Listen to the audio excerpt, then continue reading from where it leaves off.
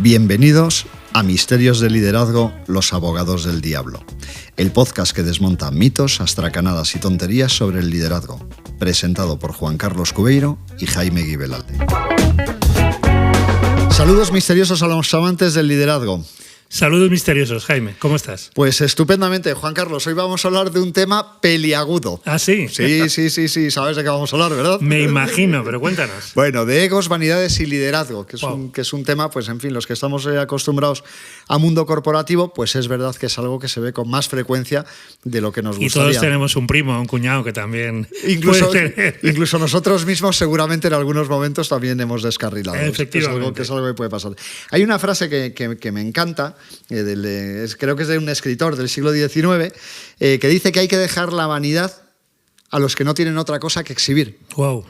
Y es algo, pues que insisto, que estamos muy acostumbrados. Había un libro en los años 80 de un escritor, Tom Wolfe, seguro que, en fin, doy por hecho que lo has leído, Juan Carlos, lo que era Las vanidades. Sí, reconozco que primero vi la película. Sí. La de Tom Cruise, ¿no?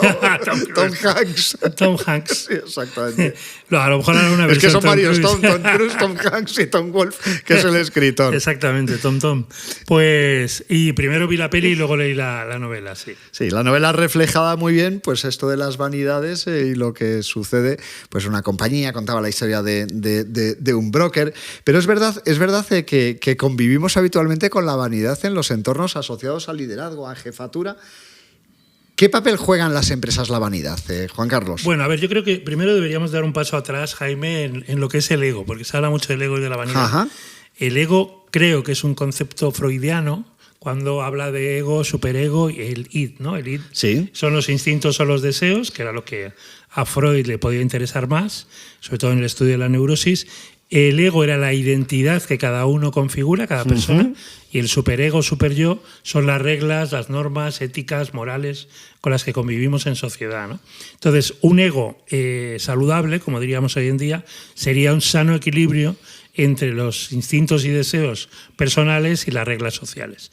Cuando hablamos de ego, en realidad estamos hablando de egoísmo, es decir, falta de empatía, falta de ponernos en la piel de los demás, en el corazón de otras personas, y por tanto que al final, y esto es lo que la vida corporativa muchas veces desgraciadamente vemos, es gente que ha logrado muchas cosas, que ha llegado a la cima, que está en lo más alto del poder, pues se olvida un poco de otros y entonces ha caído en el egoísmo realmente. Y eso está conectado a lo vano, a lo vacuo, a lo vacío, que es la vanidad, que es la altanería, que es la soberbia, ¿no? Realmente. Mira, los dos conocemos casos muy curiosos, y a mí es el que más me ha llamado siempre la atención, y es cuando esa vanidad, cuando la asocias a inseguridad, bueno, puede tener sentido porque es una forma de dar salida a tu inseguridad. Es un complejo. Sí, efectivamente, es del complejo. Pero siempre me llamó muchísimo la atención vanidades excesivas en personas que eran enormemente brillantes. Tú y yo tenemos algún caso. Sí, porque es una dinámica. Claro. Permíteme, presidente, que adivine lo que estás pensando, que era una forma de decirle a un señor directivazo, ya es una persona, en fin, con cierta relevancia social, pero era la forma en la que alguien se podía aproximar a él para que la idea se le hubiera ocurrido. Claro, para que robara la medalla para de manera que la medalla natural. se la pudiera poner él, efectivamente. Claro, normalmente es una dinámica. Nadie nace, y creo que lo decía Mandela, nadie nace realmente soberbio, pero hay un pacto tácito, hay un contrato oculto entre la persona que cada vez se cree más poderosa y olvida ser mortal, como se decía a los emperadores romanos, y luego un montón de pelotas que se dedican a halagar a esta persona vanidosa, que puede acabar desnuda como el emperador del Conde de Andersen, y que nadie le está diciendo pues realmente dónde están sus oportunidades de mejora. De hecho, como asesores, por eso decías nuestra experiencia, como coaches también, a veces te encuentras con la soledad de gente extraordinariamente poderosa que está en las portadas de la prensa económica, por ejemplo, y que lo que quiere muchas veces, aparte de cariño, es reconocimiento y no halago, ¿no? Es que le digas, sí, esto lo estás haciendo bien, pero hay cosas en las que tienes que mejorar, no eres perfecto. Pero tú y yo sabemos que muchas veces en esos perfiles que están deseando que les digan las cosas que no les dice nadie dentro de la empresa, pues seguramente un montón de gente a su alrededor condicionada por el miedo, que ya hemos comentado en alguno de los episodios, que es uno de los principales drivers de cualquier organización, pero es muy frecuente que te encuentres ese perfil de directivazo que a la tercera vez que le estás diciendo lo que no quiere oír, te dice hasta aquí y basta. Sí, a veces se da, y a veces, como decía Camilo José Cela, el Premio Nobel de Literatura, a veces la peor censura es la autocensura. Es decir, que hay gente que todavía no ha ocurrido ese miedo, pero ya se predispone y dice, bueno, yo voy a hacer la pelota, voy a halagar a este gran jefe. Suele ser más gran jefe que gran jefa, aunque a veces también gran jefa, porque... Yo coincido que se da más en hombres que en mujeres. Sí, por el peso de la testosterona, que es una magnífica hormona, neurotransmisor, que nos da energía, que nos sirve de apoyo, que en el mundo del deporte es más que evidente. Nos da grandes alegrías la testosterona. Nos da grandes alegrías, pero que también tiene ese riesgo, ¿no? De creerte más de lo que debería ser, creerte superior, creerte soberbio, ¿no? Oye, ¿y puede en algún momento que esa vanidad sea un aportador extra? Pues igual que la testosterona, los dos conocemos a una persona que nos decía que muchas veces se confundía el liderazgo con exceso de testosterona. Claro. ¿Puede que la vanidad en algún momento ejerza de potenciador de la seguridad y eso que haga que alguien se erija en líder por exceso de confianza, por exceso de ego, por exceso de vanidad? No, yo creo que la vanidad, bueno, es evidente, es un pecado, es algo negativo, es algo a erradicar. Lo que pasa es que la confundimos, como dices, con autoestima, con autoconfianza, con creer en tus propias posibilidades, con espíritu de superación incluso, con iniciativa, pero son cosas distintas.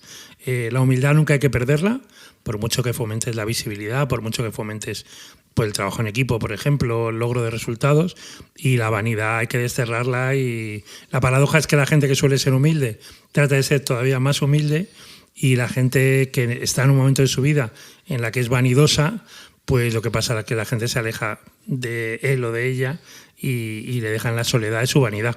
¿Qué sería entonces lo contrario de la vanidad y del ego? ¿Y cómo se puede poner eso encima de la mesa a la hora de liderar a los que tenemos a nuestro alrededor? Bueno, yo creo que lo contrario es la humildad, pero la humildad no es todo, repito, no contar lo que hacemos porque a los demás les puede molestar. A mí hay un refrán español que no me gusta nada, que es: de no callar la dicha nace la envidia. Yo creo que la dicha hay que expresarla, hay que contagiarla, hay que, evidentemente, sin molestar a nadie, pero si provoca envidia, pues Napoleón decía, la envidia es una declaración de inferioridad y es una forma de elogio, por tanto. Entonces, la dicha hay que compartirla, hay que expresarla, hay que sentirte segura de ti misma, de ti mismo, no hay que guardarla por el temor a que te digan otras personas cercanas que no les gusta. Hemos conocido, Juan Carlos, en nuestra vida profesional, y lo hemos comentado un montón de veces, hemos conocido extraordinarios líderes, gente que se comportaba con humildad, con decencia, con una coherencia extraordinaria en valores. Y hemos conocido, y muchos de ellos son públicos y han salido publicados en prensa, pues un montón de líderes, gente que no soportaba subir en el ascensor con otros empleados, y me vienen casos a la cabeza que prefiero no decir, pero estoy seguro de que estás pensando. Gente que sí o sí tenía que comer todos los días con una botella de Vega Sicilia, eso también está publicado en medios, o sí en un restaurante estrella Michelin. Gente que se comporta como niños malcriados.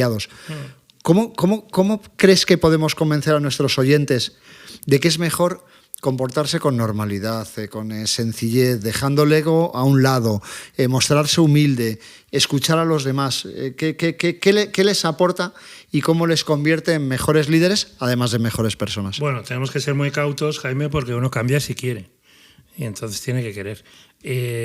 Repetimos muchas veces en este podcast que aprendemos por aspiración o por desesperación. Es decir, aspiración, pues igual hay personas que dejan de fumar porque su hijo le dice: papá, te vas a morir, y eso supone un antes y un después. Pues a veces la familia, el entorno, los amigos te dicen: oye, te has convertido en alguien vanidoso, pomposo, y eso te puede hacer pensar. O por desesperación, por ejemplo, en el ámbito político, cuando estás en el gobierno, pues todo el mundo se te acerca porque tienes un presupuesto. Cuando pasas a la oposición o dejas de ejercer el poder, que es un poder formal, es la potestas, pues te das cuenta de que a lo mejor te has pasado de la raya, en que todo el mundo te ha reído los chistes y te creías muy gracioso, simplemente es porque detentabas el poder, no por otra cosa. Oye, ¿y cuál es el efecto, que cuando nos centramos en un mundo corporativo, ¿cuál crees que es el efecto que genera el ascenso demasiado rápido? Pues lo puedo relacionar con el mundo del fútbol, que tú eres un auténtico experto. Bueno, sí, has hecho tus cosillas en el mundo del fútbol. ¿Cómo funciona el que la vanidad o el ego se disparen por una progresión rápida, una sensación de falsa seguridad? Bueno, es que hay que tener la cabeza muy bien amueblada, y eso es educación. La educación no es solo conocerte los ríos o los personajes históricos, es sentido común, es criterio, es mesura, es equilibrio. Y entonces, claro, cuando pues el éxito se te sube a la cabeza, imagínate un estadio de 50.000 o 90.000 personas gritando tu nombre, es muy difícil gestionar eso. Igual que cuando ganas unas elecciones por mayoría absoluta, vamos a suponer. No justifica la vanidad y el ego, pero claro. Y luego además tienes un círculo de personas alrededor que te están recordando constantemente que eres especial, un ser superior, grandioso.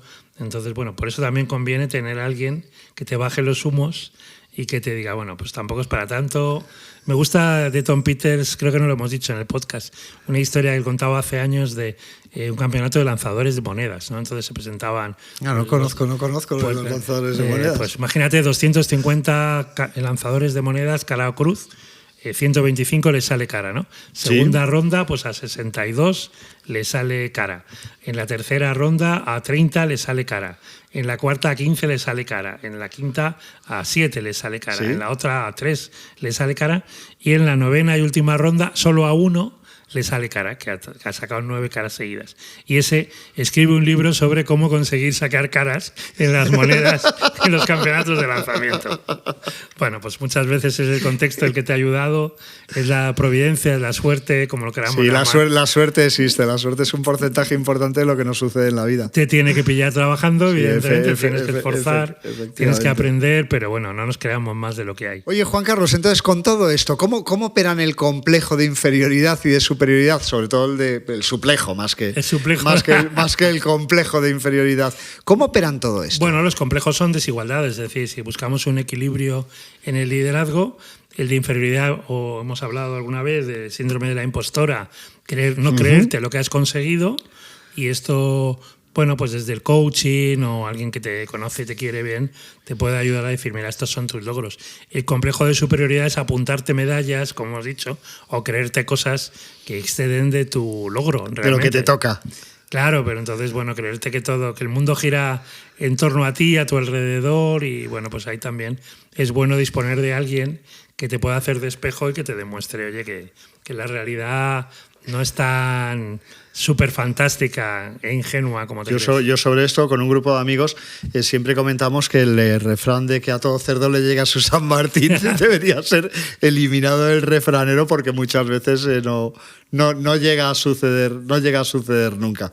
Y tienes mucho señor vanidoso, tal, bueno, en fin, que prospera. Bueno, pero hay gente que luego acaba, por ejemplo, se tiene que jubilar, no se ha despegado de su cargo y no sabe hacer otra cosa, solamente es su cargo. Eso lo hemos visto con bastante frecuencia, sí. Y es dramático cuando se da cuenta de que no es nadie y no ha construido una red y una estructura en base a unos valores universales y sencillos. Hemos visto profesionales que se han adaptado muy bien a ser asesores porque aportan valor y a partir de una determinada edad pues configuran y combinan la libertad con ganarse bien la vida, pero hemos visto casos de personas que fuera de su cargo, de su oropel, pues se sentían que no totalmente. Era nada, ¿no? Oye, dramático. En nuestra sección de take away, ya te como la quieras llamar. Venga, tres o cuatro cosillas que puedan operar en relación, sobre todo con el control, leamos lo positivo, con el control del ego, la vanidad, sí, asociado al liderazgo, pues para no convertirte en perfiles de los que estamos hablando, que son los que en general nadie quiere. Claro, bueno, yo diría que la humildad se puede y se debe aprender.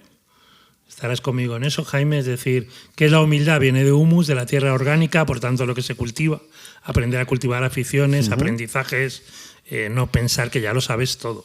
Segundo, yo creo que es un ejercicio muy sano ligado a eso, a controlar el ego, la vanidad, escuchar con suma atención. Te agradezco y me permites que meta claro, baza. por supuesto. O sea, yo creo que de las cosas más importantes y que te hacen sujetarte más, según vas cumpliendo años, es aprender a escuchar. Sí, y por ejemplo, cuando en un proceso de acompañamiento, de coaching, tú aconsejas y lo vive a quien dirige un comité de dirección, por ejemplo, un CEO, un director general, que el 80% de una reunión no hable, sino que escuche, al principio le choca, le cuesta y luego lo disfruta un montón. Esto es una cosa muy importante.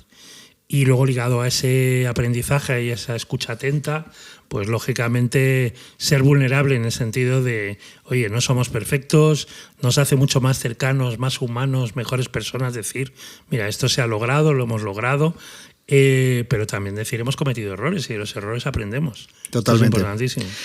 Para resumir, humildad, escucha y ser y mostrarte vulnerable a los demás. Sí, perfecto. Que son grandes conceptos, pero hay que currárselos. Oye, pues Juan Carlos, una vez más, muchísimas gracias. Vamos a ir Espero pensando... que haya disfrutado la audiencia como he disfrutado yo. Seguro que sí. Vamos a ir pensando en el episodio siguiente, Juan Carlos, que vamos a hablar de un tema interesantísimo, liderazgo y fracaso. Y fracaso, madre mía. Bueno, son dos conceptos que parece que no pueden ir unidos y tienen bastante más conexión de lo que parece. Absoluto. Bueno, Juan Carlos, muchísimas gracias por todo. Muchas gracias a ti. A ti, un poquito a mí, a nuestros oyentes, muchas gracias. Hasta la próxima. Hasta la semana que viene. Muchas gracias.